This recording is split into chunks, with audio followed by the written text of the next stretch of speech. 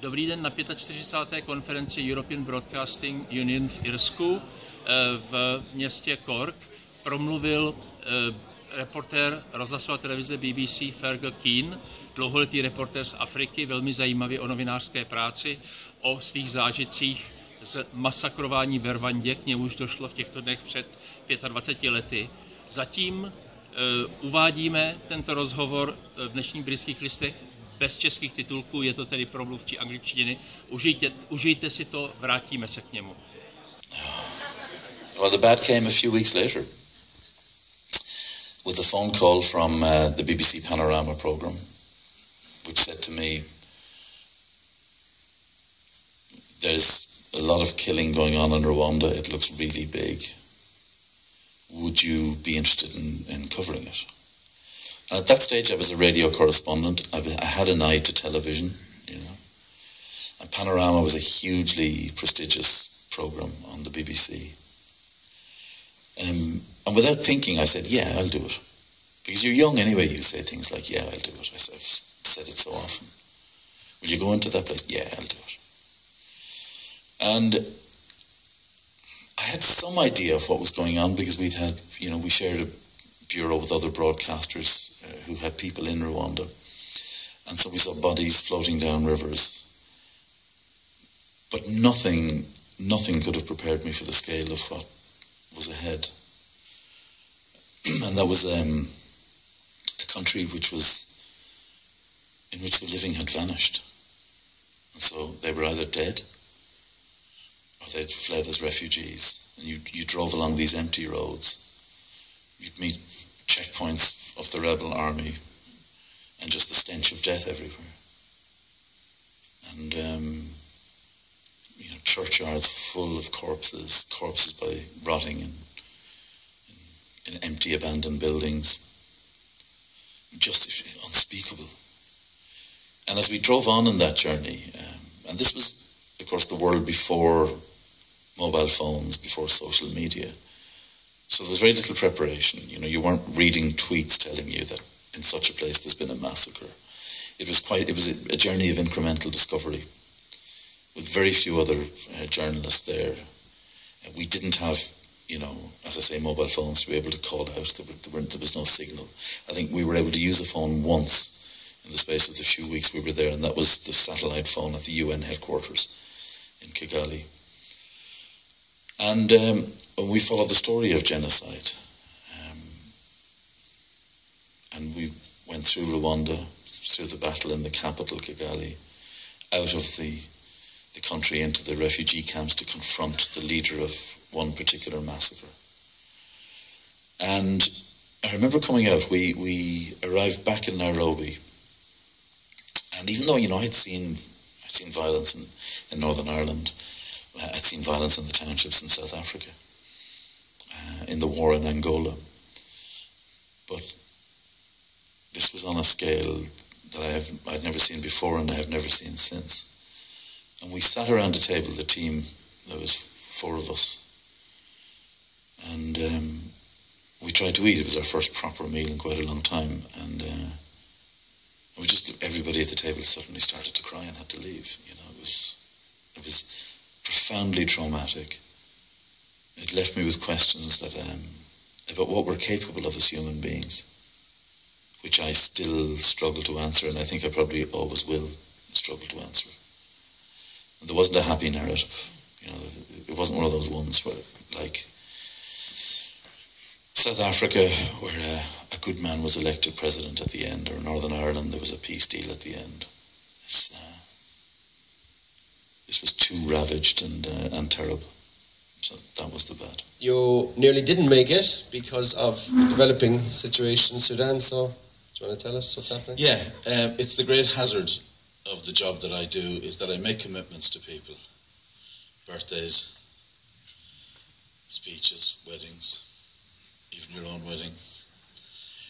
And suddenly something huge happens somewhere. And you have to cancel at the last minute. And so it was a terrifying 48 hours because you have a huge demonstration right at this moment taking place outside the military headquarters in Khartoum. You have tens of thousands of people there. in the middle of last night, the Janjaweed militia and state intelligence forces attacked the demonstrators, and they were beaten back with the help of the army. So you have a fracturing society in Sudan right now, and the situation changing by the minute. So I was looking at this. I was on the Today programme this morning, and then contemplating having to get here to speak to you, which I was really looking forward to doing, and knowing that I will speak and then have to turn around and get back to London. The reason I'm not in Khartoum is because, of course, the Sudanese government won't give us visas at the moment. They're doing their level best to keep all international media out. But we're getting a lot of information from citizen journalists on the ground and from activists. And of course, that has to go through our own verification system, because the great danger, of course, is being taken by either side in this conflict and manipulated through the use of fake news and fake imagery. So we have a pretty rigorous vetting process of video that we go through, and a lot of specialist people at geolocation proving precisely where the video is from. They're a wonderful bunch, technical geniuses who manage to keep us out of trouble on that score. What was your approach to story when you started out, and how has it developed since? I think I was brought up in a very strong oral storytelling tradition. So my uncle was a writer, my father was an actor, but my grandmother was a wonderful oral storyteller. And so I grew up around people who placed great emphasis, not just on the words themselves, but the way in which they were expressed. And so many, many memories I have of that sort of, countryside kitchen where we would all sit down and stories would be told. And of course they swelled and were exaggerated in the telling very often, but they were stories about Irish history, about what happened in the locality, about relatives of ours. And what I learned was that when you were sitting there listening to those stories, you didn't interrupt. Because if there was great emphasis placed on the telling, there was an even greater emphasis placed on the listening. And so I think what I carried from that experience was, whenever I'm interviewing people, whenever I'm trying to tell stories, the most important thing I will ever do is listen to them. Very often when one of the things that I do is a radio series which interviews people who take a stand in life. And over the course of producing that series, I learned the absolute power of silence, of not butting in, but of actually listening to what people say. Now, how often, when you're listening to current affairs interviews, do you come across interviewers who appear to be more concerned about the sound of their own voice, or the kind of perfection of their own interjections? So that it becomes a kind of, and very often male interviewers, I have to say, it becomes a kind of macho exercise in who can get the best of this encounter. And what has worked most often for me is actually silence. And sometimes at the end of an answer, not being afraid to let that silence breathe. If there's, it's my, when I'm sort of teaching younger journalists who've come into the BBC, it's my number one top tip. Don't be embarrassed by the silence. Let it breathe, because it's so often in that gap that either a sort of recalcitrant politician will, say, what's going on here? Why is it quiet? And will rush to fill the void with something he didn't intend to say. Or, in a different context, you're interviewing somebody who's been traumatized or who's dealing with difficult memories. Don't rush in on them. Let it breathe, and as I said, don't be embarrassed by the silence. The other thing that I learned from the world of writers, and I'm a passionate reader of fiction and of poetry, particularly poetry, is the power of the small detail. So that when I arrive in a place which has suffered massacre, this is the 25th anniversary of the Rwandan genocide. I was there in Rwanda during the genocide. And when you arrive at a scene like that, it's very easy to see only the mass of bodies. But it's the child's shoe in the corner which is the detail. That for me is the way of drawing an audience in, that might otherwise, and this is increasingly the case, might otherwise be repelled by yet another scene of misery. And I think we need to be much more creative in the way we approach stories of trauma, not with a sledgehammer in a metaphorical sense, but in looking for those small details that make a difference. I remember once also in South Lebanon during the Israeli invasion in 2006, and there'd been an airstrike on the home of a Hezbollah activist. And when we went there, it was, lots of people wandering around. We got there within moments of it. And lots of people wandering around with blood and dust and people chanting. And I noticed a bird cage with a dead bird in it, which had been in a peripheral building, but the sheer, the sort of force of the explosion had killed the bird.